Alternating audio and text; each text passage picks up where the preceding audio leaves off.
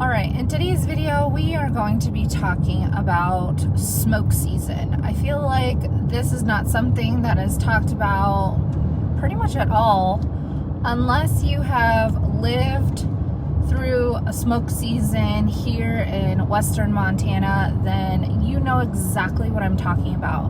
But my name is Diana Filkins. I'm a realtor here in Missoula, Montana and the surrounding areas. And for those folks that are looking to move to the area, this is a major point that you should really consider. And it might deter you away from this area because smoke season here in Missoula and the surrounding areas is no joke. And it has gotten especially bad in the past week. So I didn't record a video last week because there was, stay tuned for what went on last Wednesday is usually when I post my videos. So I decided to take a break for the week and record this video instead. So let's just jump right into smoke season and talk about wildfires here. And I'm talking specifically to this western Montana area. Now,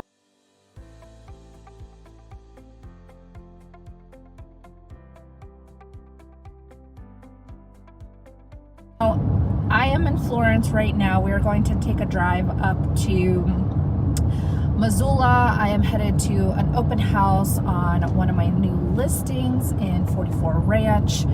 And if you look straight ahead, you should see beautiful, gorgeous, green mountains.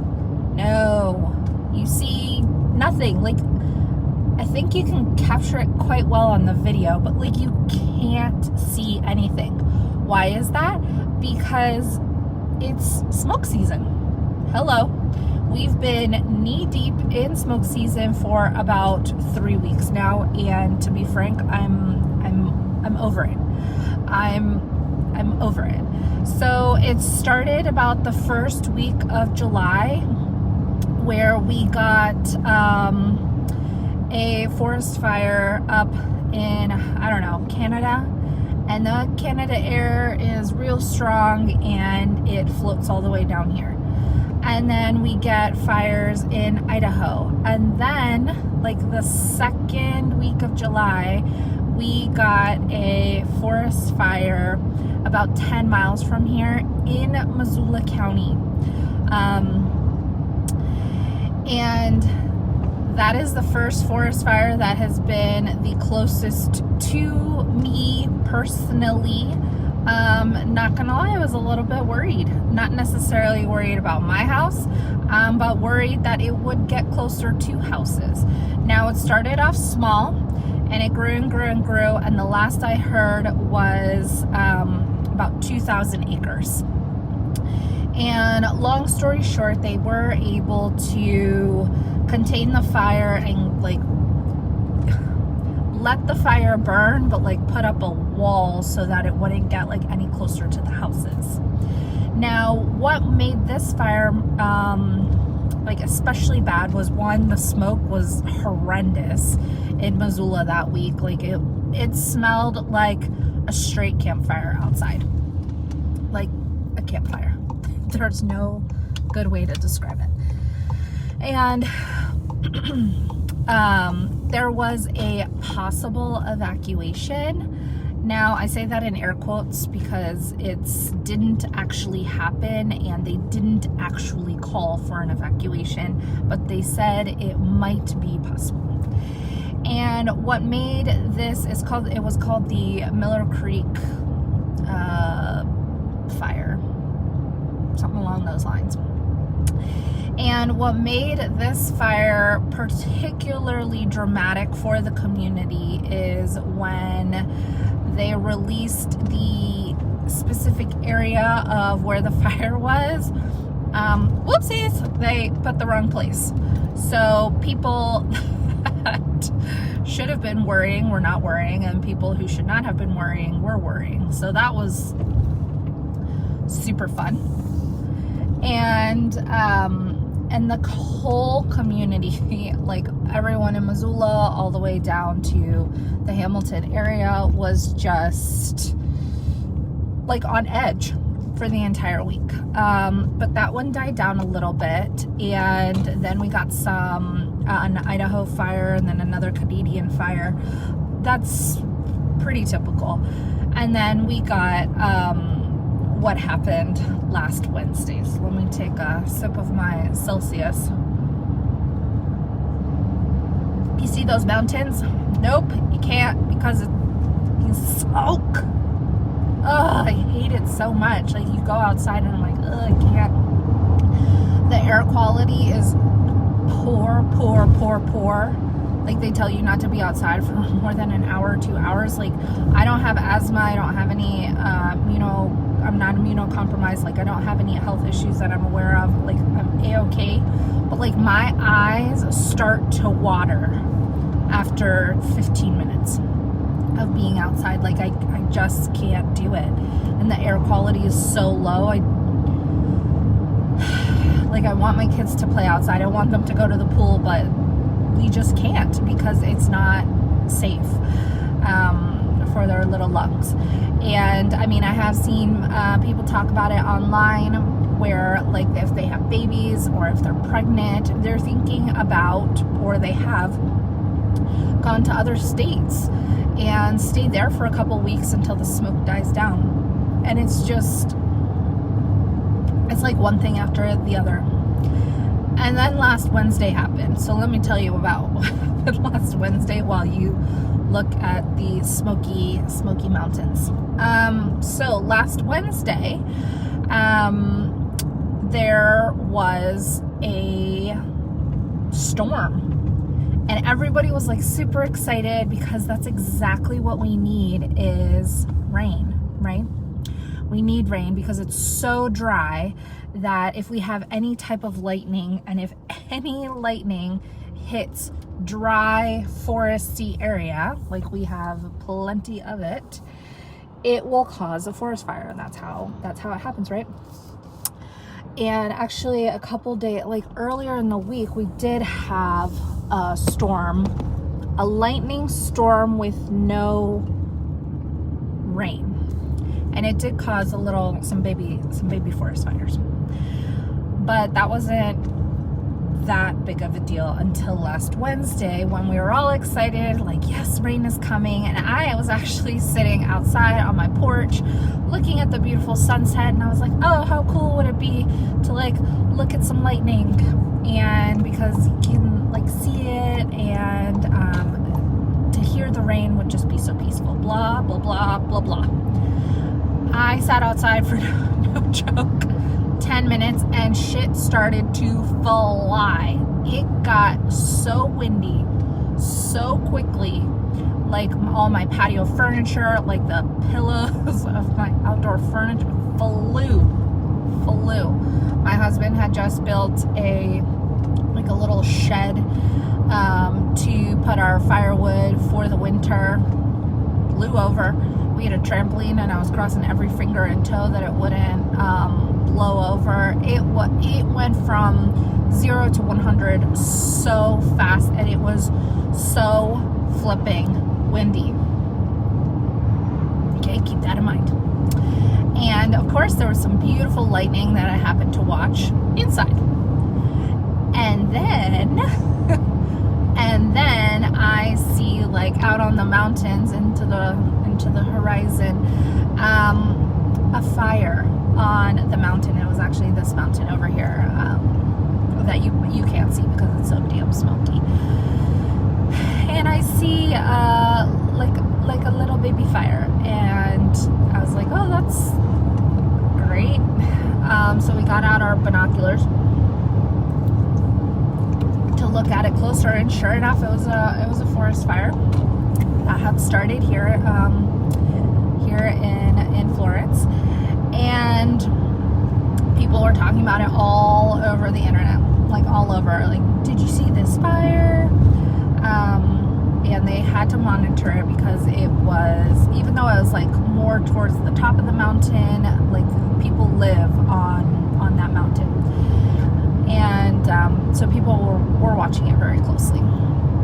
And then the wind kicked in, and then it did start to rain, and all of us were like super excited about the rain because that will help the forest fire. Wrong. It probably didn't even do a dent in the fire. And the wind kicked. It was so strong, like one of the strongest wind storms ever. So what does that mean? That means that Missoula particularly got hit hard. I'll insert some pictures and some videos of the disaster that it left behind. It looks like a hurricane has passed through Missoula. Like trees fallen over, like roots out of the ground. These big ass trees. Like, I'm a real estate agent, so I don't know shit about trees, but I know trees like little baby trees, medium trees, and big trees. Okay, so let's just go with that very technical terminology here. So these big ass trees were completely fallen over, roots out of the ground, like the grass, the dirt. My God. So I'll put in a map right here as well. There is a beautiful golf course on the south end of Missoula. That golf course got destroyed. I have never seen so many trees down in my entire life. Like huge trees. At Fort Missoula, the trees were down. There was like this, they had this fence, and it was like this beautiful wooden fence, completely toppled over. Like, these trees fell on top of, what's it called? Power lines. Oh my gosh. So people lost power, right? And so that happened on Wednesday, and today is Sunday. So Thursday, Friday, Saturday, today's day 4. People are still without power. Not everybody in Missoula, but people are without power. And like trees, like complete power lines have fallen down. Trees falling on top of houses, on top of cars, completely blocking the street. So on Thursday, after the storm had calmed down and you could see the destruction, like, it was incredible. I did end up driving to Missoula and was able to capture a little bit of the damage, but the community was gathering together in a time where our town got destroyed. It's crazy, and you can't see any mountains. Can you believe this? And then the smoke on top of it. And so the community really came together, which was such a beautiful thing. People were losing power, so there were some nursing moms who had freezers full of breast milk. And I'm a retired nursing mama of 2, and I know I would have been devastated if the breast milk would have defrosted, and it's a complete waste. And so people in the community were like, oh, you can bring your milk over here and you can freeze it in my freezer. I have power. All the generators at every single store gone. People were making meals for those that had lost power and lost all their food in their refrigerator. Even if like you keep it closed, like 4 days later, there's just so much you can do. People were offering to bring ice over to those who have lost power. The library stayed open extra hours so that people could, one, escape the heat, could charge their phones, use the bathroom, have cold water. Like, lots of different businesses that had power and that didn't get affected too badly like pulled together in the community. It was really beautiful. I do have to say, lots of people came together. Or what else did I see a lot of? People who do have chainsaws and were familiar with cutting down trees or trimming bushes and stuff like that were offering to help and remove debris. And the city organized itself, and there were debris drop-off locations, which I've never seen that before, but I thought it was super cool. There was one at Fort Missoula, and you would see truck after truck actually there's a truck right there with a trailer on it that just passed. That one looks like it's empty, but I can't tell you how many trucks and trailers just like that one I saw full of debris, just debris from the storm. And they were all driving towards Fort Missoula, and there were, I want to say, like 3 or 4 other locations where you could drop off your tree debris. Say that 5 times fast. And you would just like pull in, like dump all your debris and then go off, because I'm sure the dumps were flooded with cars and people, and it really took a toll on Missoula. Took a hit. And on top of all of that, so people were out and about on Thursday. On top of that, there were a lot of accidents. Why? Because all the lights were out. And some people just don't know what to do. So if the lights were out, or if they were flashing red or flashing yellow, like, I think it's not just the people here in Missoula. I think it's everywhere. Once like something bad or tragic happens, or you're like in an emergency type situation, like people just lose their marbles a little bit. I think it's everywhere, because I've seen it a couple different times. Like this light is still not working, flashing yellow. So flashing yellow means slow down. Flashing red means stop, like a 4-way stop. And if the light doesn't work completely, I treat it like a 4-way stop. So I don't think everybody knows that. So yes, there were accidents on top of everything that was going on. And I have friends that work in the ER, and they said that the ER was full to the brim with people. And it was just, Missoula got hit so hard. Oh, and then on top of all of that, we got some extra wildfires in the area. None super close where it's affecting any houses, but close where it's causing all of this smoke. So you see, well, you can't see because you can't see the mountains. And it smells like campfire outside. Like, and then to bring like a little bit of joy to the situation, we had family in town last week, so they got to experience rural Montana. And we had gotten stuff to make s'mores, right?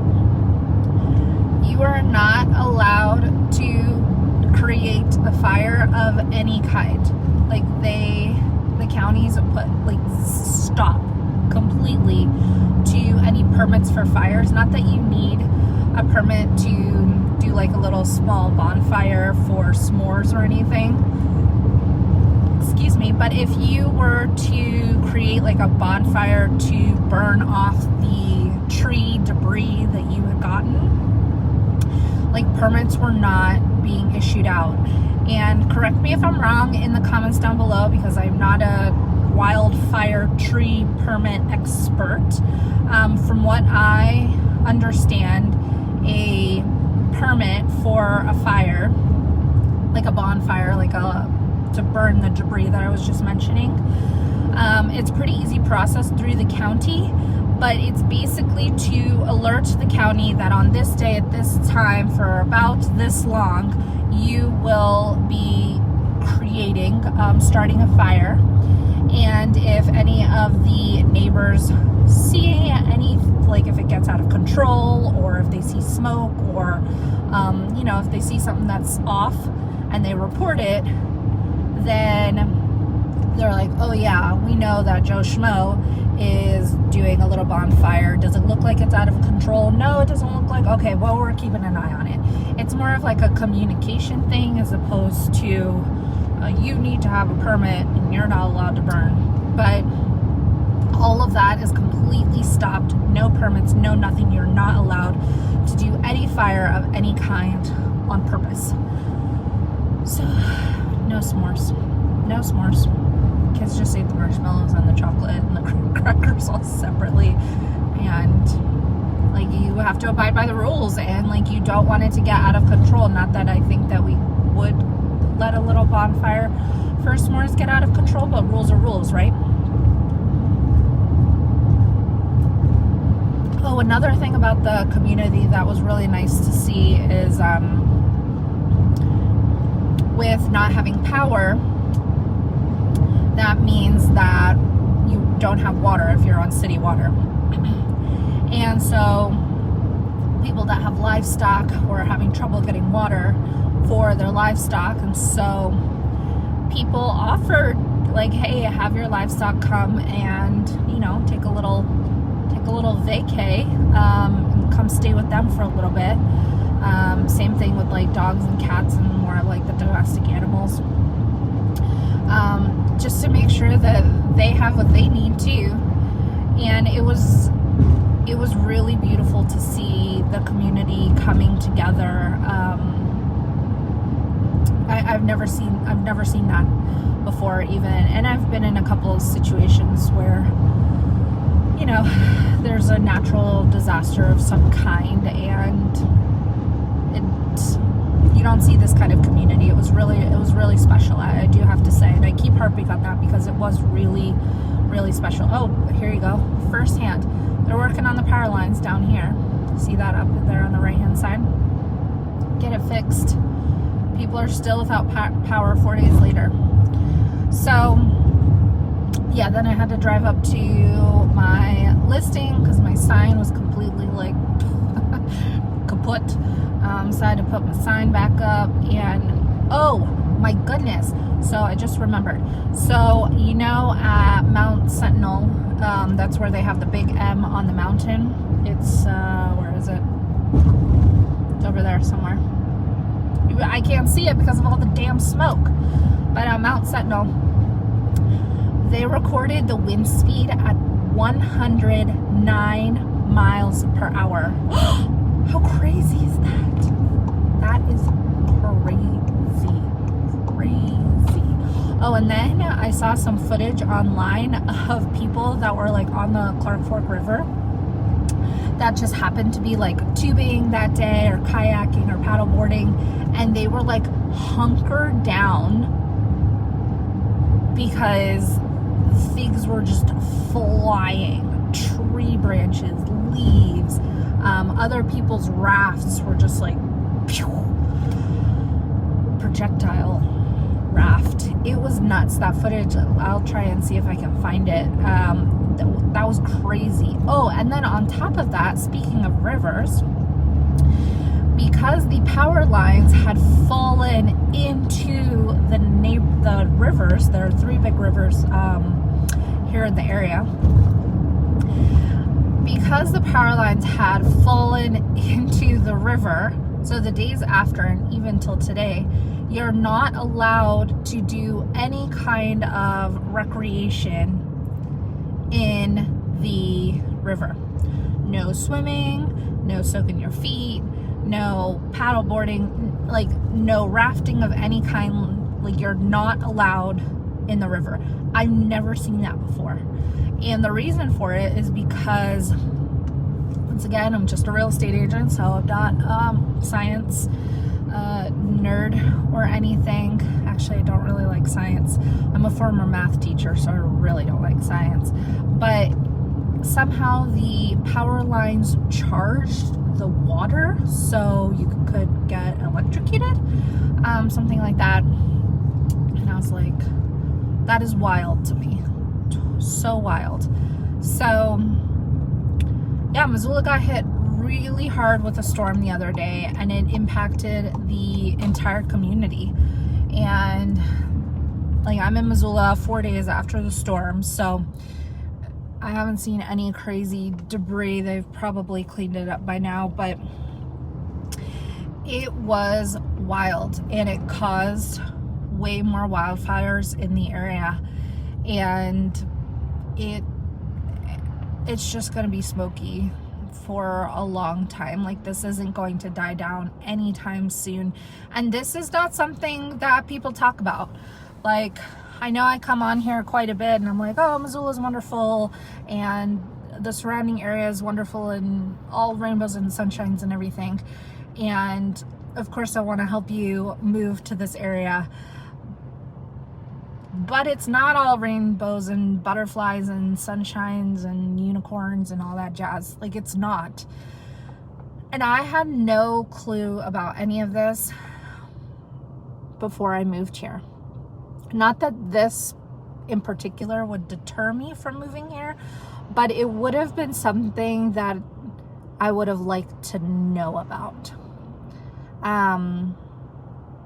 And like I said, there are people that are like moving away for a couple weeks until the smoke dies down because of health issues, because of pregnancy, because of babies. I mean, literally for reasons A to Z. So it's yeah, people don't talk about this, and especially real estate agents don't talk about the negative stuff. All the locals are probably so happy. They're gonna be in my comment section like, yay, tell them all the bad things so that they don't move here. Montana's full. Keep getting comments like that. Not today, Karen.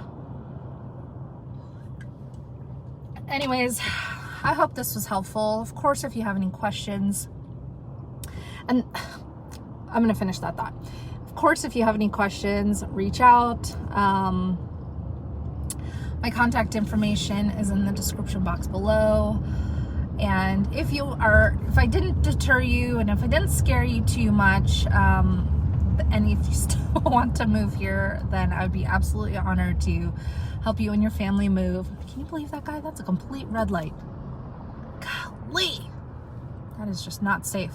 A lot of accidents happen right here at this intersection. So as soon as it turns yellow, I'm like, nope.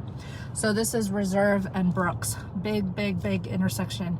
No. That was a big no. Anyways,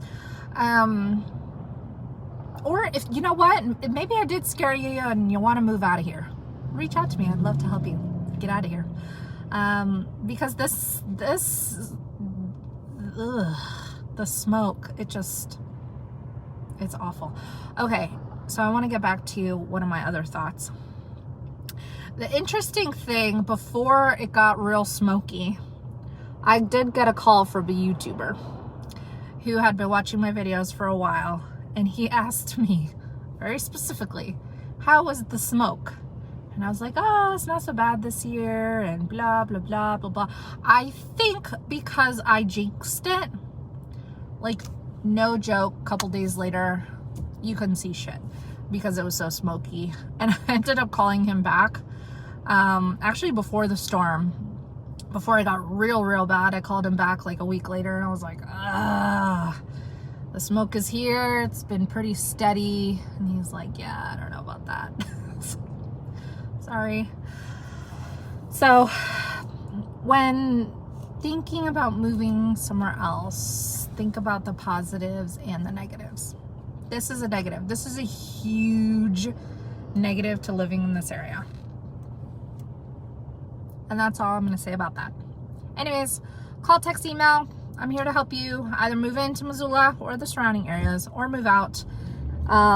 If I missed anything, or if I've got any Karens who want to leave special comment down below, go ahead. Or if you want to say something nice and pleasant or ask like a real question, happy to help. And yeah, until next time, take care.